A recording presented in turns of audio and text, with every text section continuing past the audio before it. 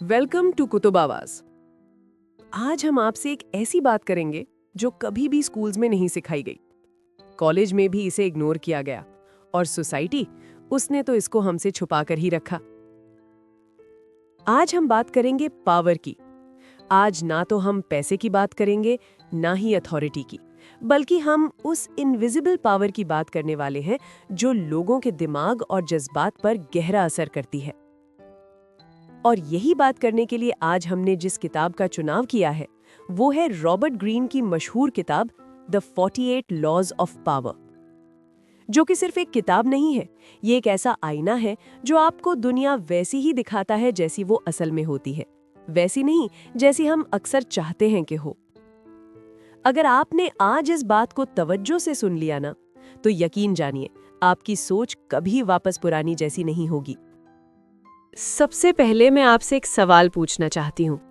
क्या आपने कभी महसूस किया कि आप बहुत सी जगहों पर सही थे, मगर फिर भी आपको इग्नोर किया गया? क्या आपने अक्सर ये देखा कि कम अकल लेकिन ज्यादा चालाक लोग ऊपर पहुंच गए?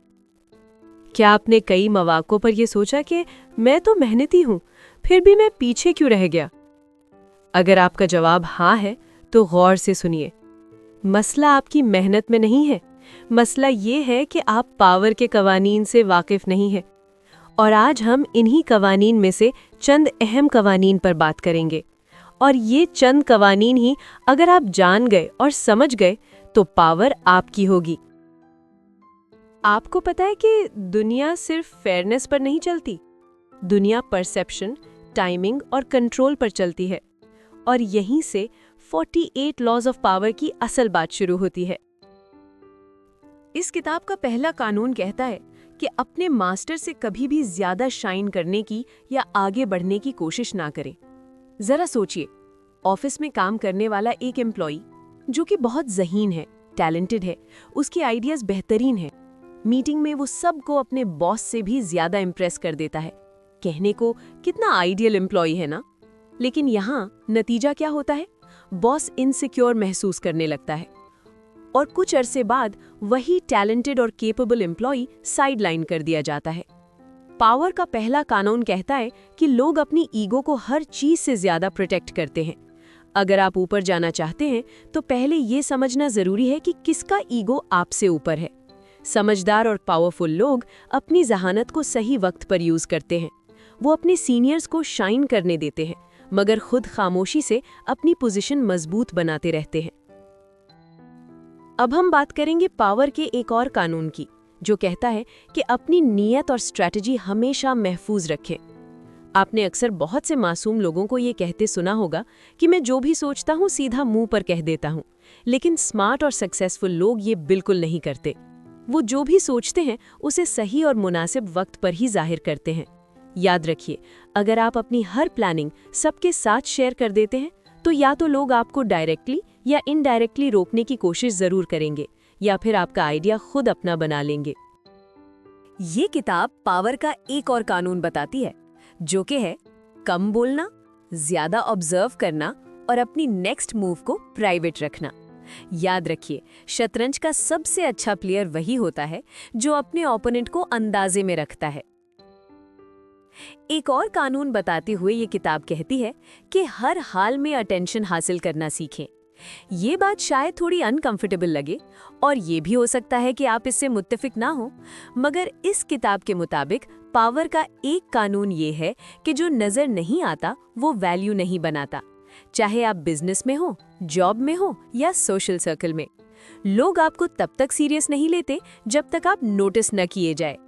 पावरफुल लोग या तो बहुत इंप्रेसिव होते हैं या फिर इतने डिफरेंट होते हैं कि लोग बात करने पर मजबूर हो जाते हैं, लेकिन वो कभी इनविजिबल नहीं रहते।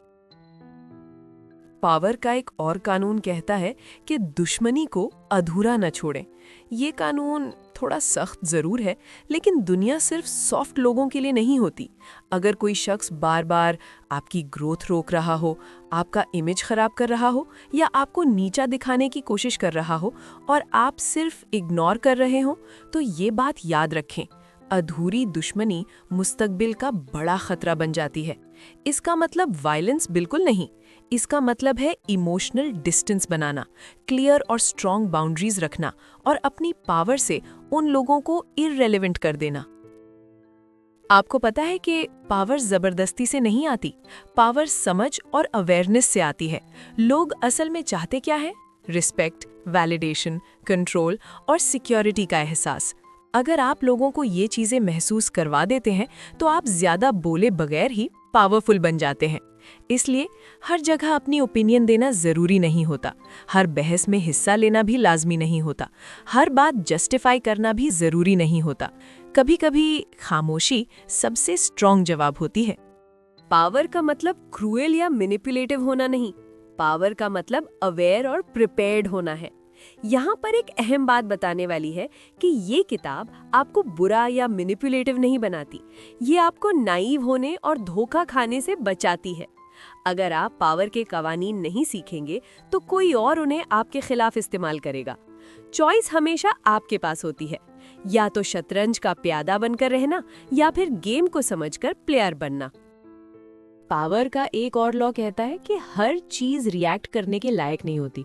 हर कमेंट, हर तनकीद, हर चैलेंज, अगर आप हर चीज पर रिएक्ट करेंगे तो लोग आपको कंट्रोल करना सीख जाएंगे। जो आपको ट्रिगर कर सकता है वो आपको कंट्रोल भी कर सकता है। एक कानून ये कहता है कि अपनी वैल्यू को रेयर रखें। जो चीज आसानी से मिल जाए उसकी कदर कम हो जाती है। हर वक्त अवेलेबल रहना, हर किसी के काम आ जाना, हर जगह हाँ कह देना, ये सब अच्छी क्वालिटीज हैं, लेकिन बाउंड्रीज के बगैर ये पावर कम कर देती हैं। रिस्पेक्ट हमेशा उन लोगों को मिलती है जो अपनी लिमिट्स जानते हैं। पावर के एक कानून के मुताबिक लोगों को ये फील करवाइए कि डिसीजन उनका है। डायरेक्ट ऑर्डर देना अक्सर रेजिस्टेंस पैदा करता है।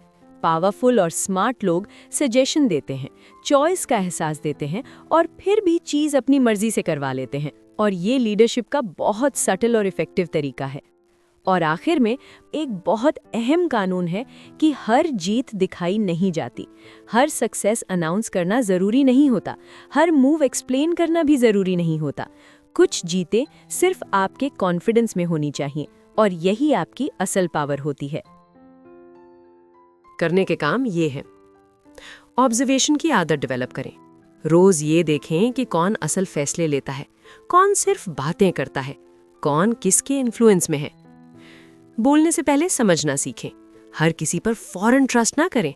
हर मुस्कुराहट दोस्ती नहीं होती, हर तारीफ या हमदर्दी लॉयल्टी नहीं होती। अपनी वैल्यू कम ना होने दें। हर वक्त अवेलेबल रहना, हर चीज मुफ्त देना, हर बात पर हाँ कह देना, ये सब आपकी पावर कम करती हैं। अपने इमोशंस पर कंट्रोल रखें। गुस्सा, जल्दी रिएक्ट करना, ओवर एक्सप्लेनिंग, ये सब आपको वीक पोजीशन में ले आता है। जो शख्स काम रहता है वही असल में ज्यादा पावरफुल होता है। अपनी इमेज कॉन्शियसली बिल्ड करें। लोग आपको वैसा ही समझते हैं जैसा आप खुद को प्रोजेक्ट करते हैं। कॉन्फिडेंस, क्लैरिटी और बाउंड्रीज, ये सब पावर के साइलेंट सिग्नल्स हैं। आखिरी बात, पावर कोई बुरी चीज नहीं, पावर बिना समझ के हो तो खतरनाक होती है।